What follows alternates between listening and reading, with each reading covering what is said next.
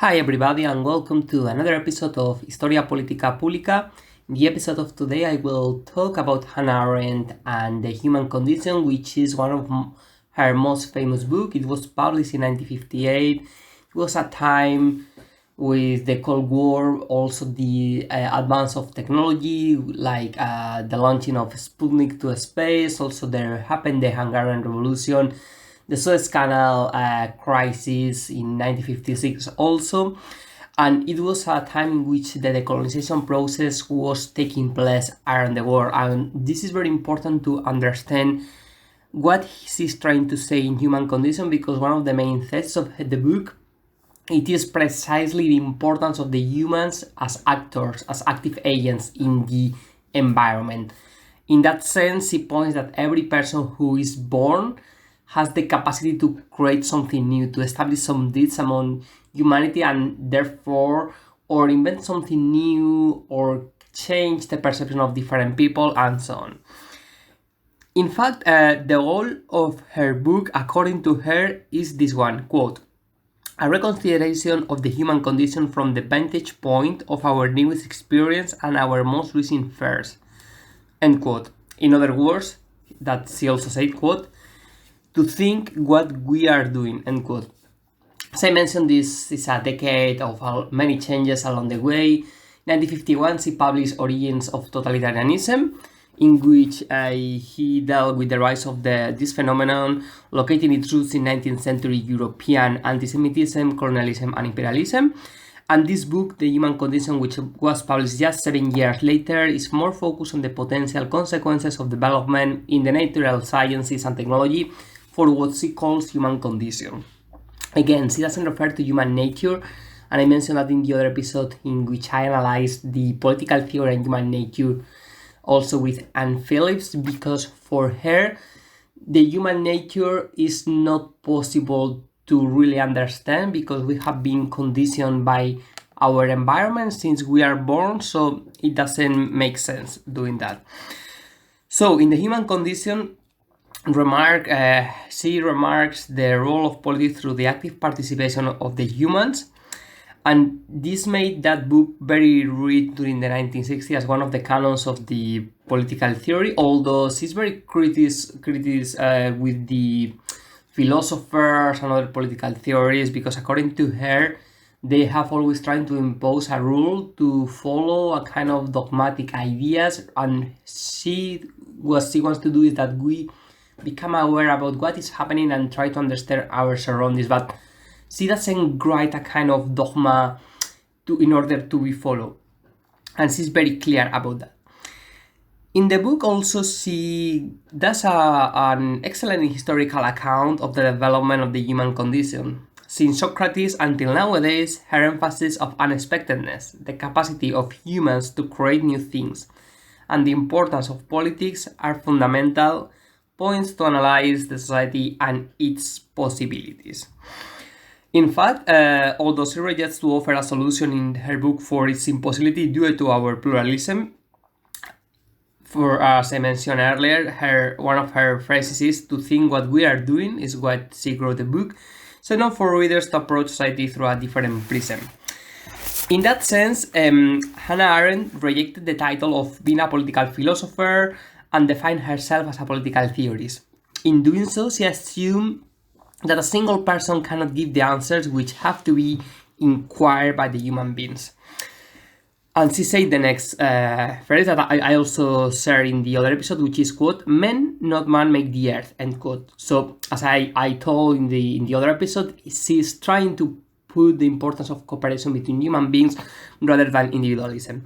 She's writing this in a society in which with the Second World War seemed quite far away, like more a decade before, but you have the Algerian War of Independence, you have the Hungarian Revolution. In Hungary, you have the Suez Canal crisis, you have the movement in the United States against white supremacy, and so on. So she points how, in spite to seem like a period of relative peace, there are a lot of struggles going on around the world. And for instance, she uses many examples that we can extrapolate to nowadays, like, for example, the example of Rosa Parks in Alabama 1955, refusing to give her seat to a white person. This was the spark of the huge movement of the civil rights in the United States. Also, we have, for example, nowadays like Greta Thunberg, which was an important figure to the environmental movement across the world, how this expanded in different countries.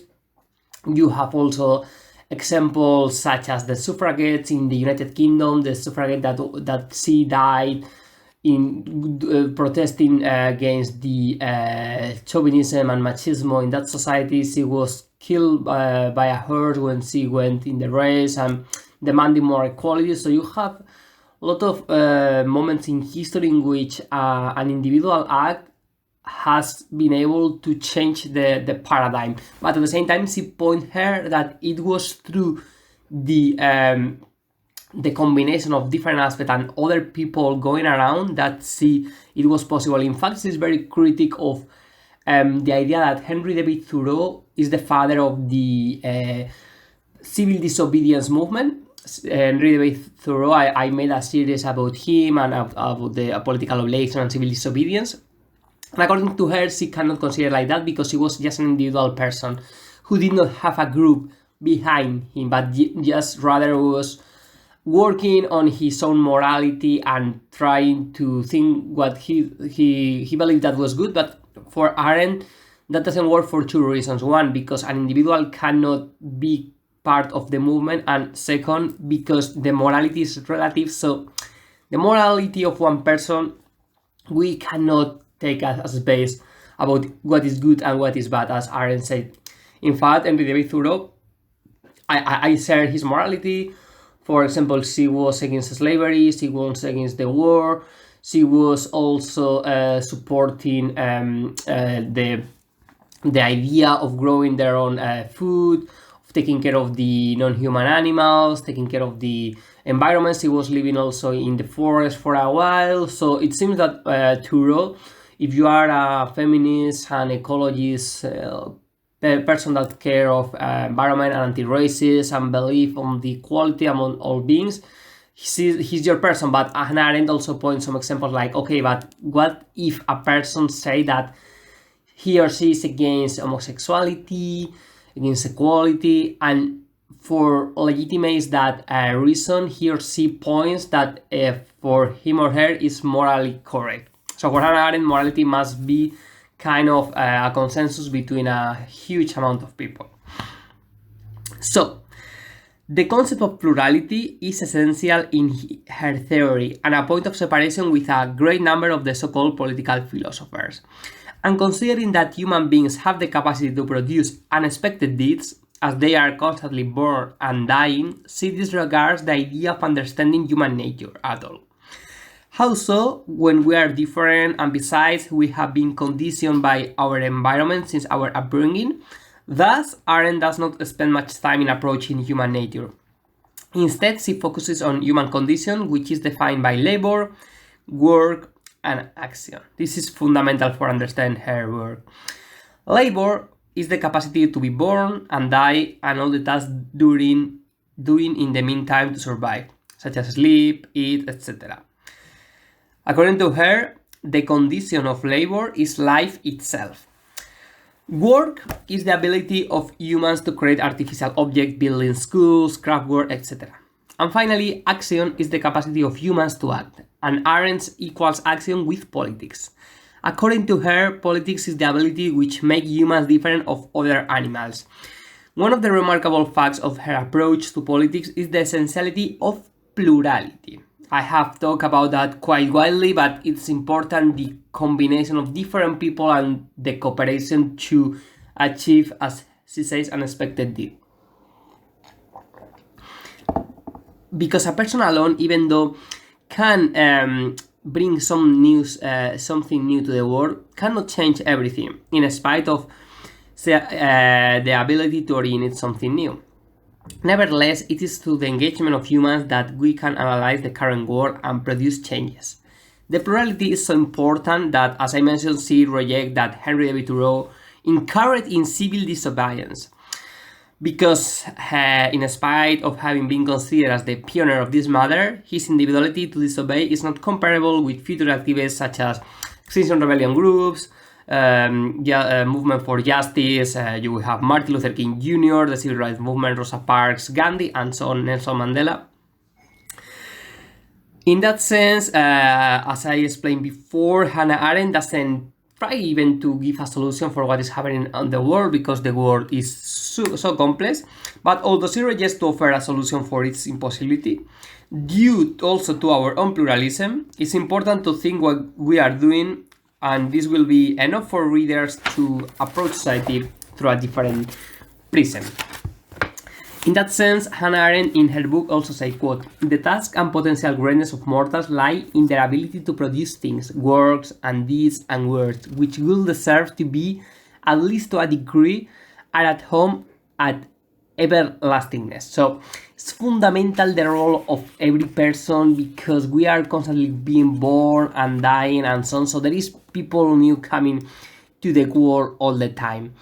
And in that sense, she says, quote, "Only through this constant mutual release from what they do can men remain free agents. Only by constant willingness to change their mind and start again can they be trusted with so great a power as to begin something new."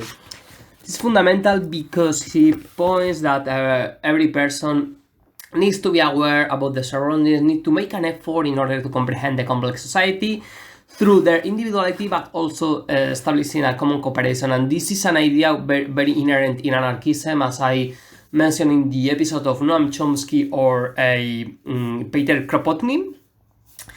And she points also to that because it's so fundamental to understand our world, because everything can change in just a moment, or unexpected things. We can think nowadays about the war in Ukraine.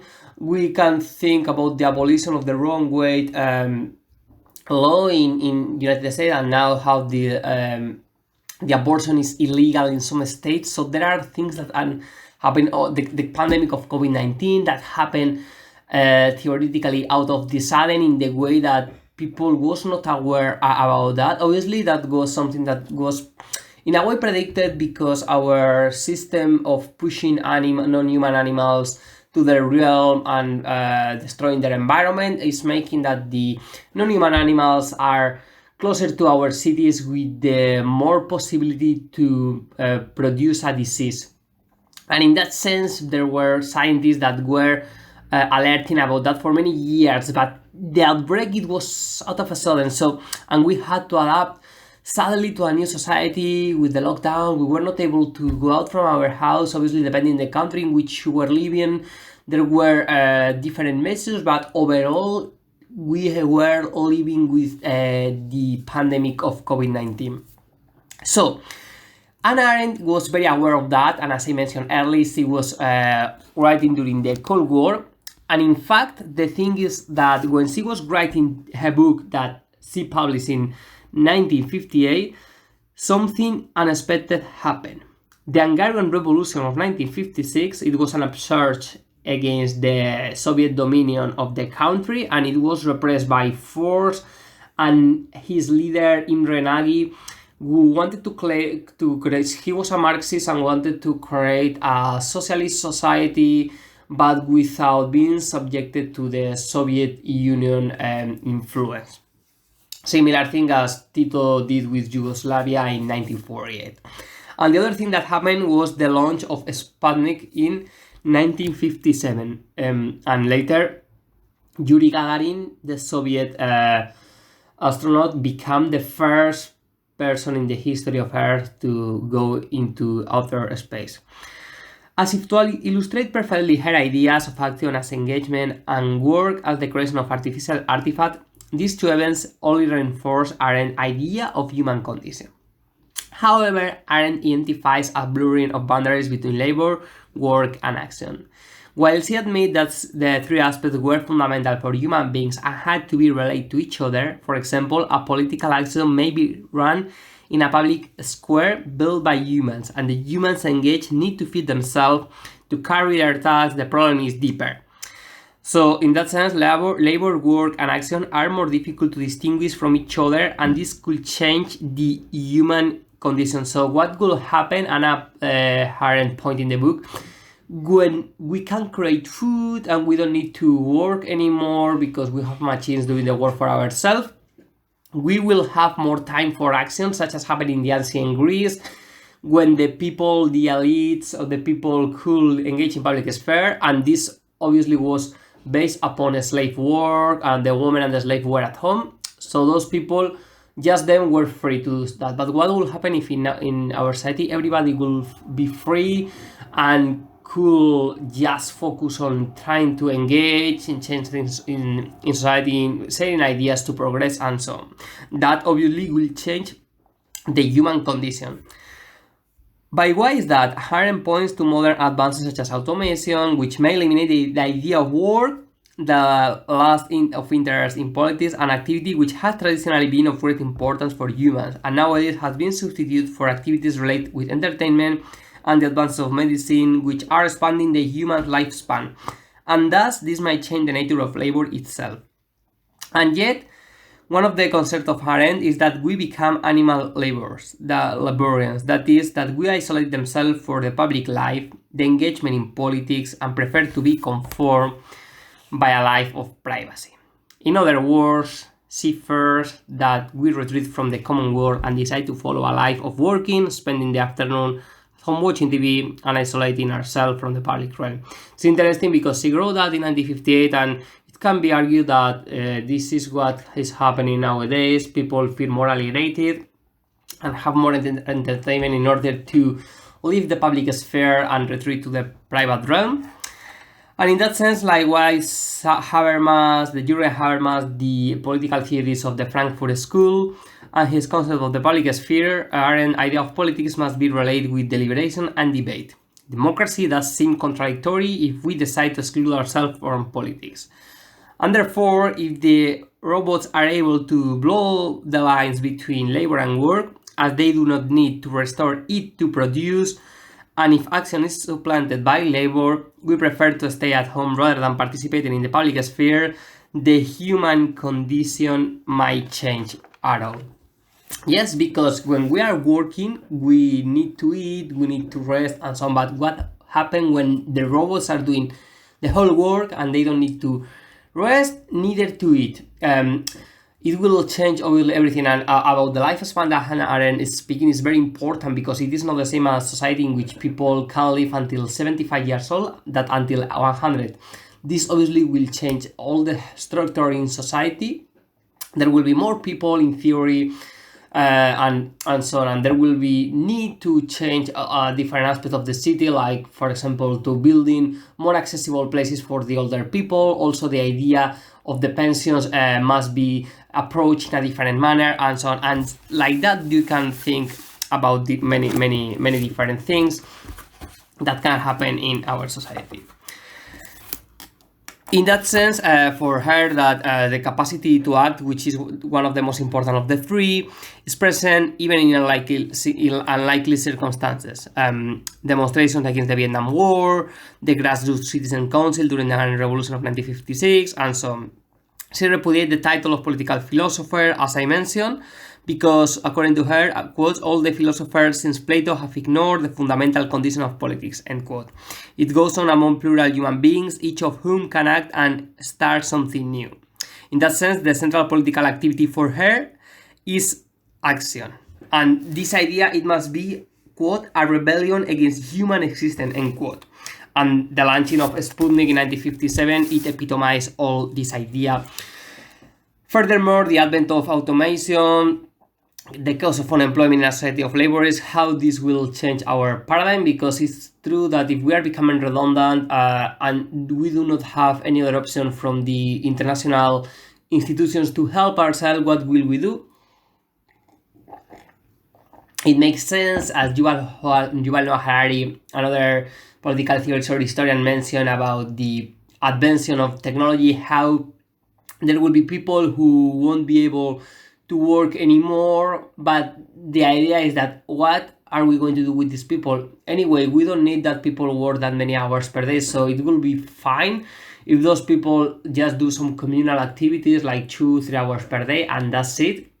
But rather to risk to have like level of unemployment of 70%. This is not attainable because it will create a social fracture within society in which eventually this will outburst in a huge movement of protest. And obviously the governments of different countries could not afford that, especially in a society which is already being very polarized, in which many different things has happened in the last years, international events such as the war in Ukraine, the COVID-19, and so on. In that sense, Arendt challenging the entire political Western philosophy is clear because he criticized Marx's theory of inevitability of history, but also shared the idea of an individual submerged in the collective life.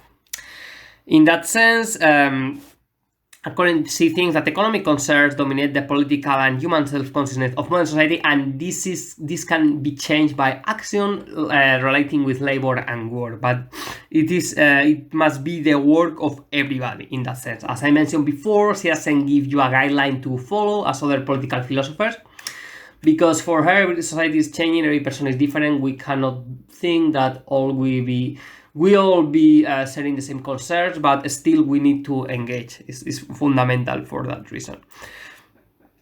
In that sense, just to conclude this episode, I think I will do another more because there are many more things to talk. This book is quite long, speaks about different aspects, the historical aspect of the ancient Greece, the idea of the vita activa and vita contemplativa. Vita contemplativa, it was precisely what the philosophers in ancient Greece were doing, which was just focusing on thinking about what was happening around the world. And vita activa are those people who are all the time trying to create new deeds and so on.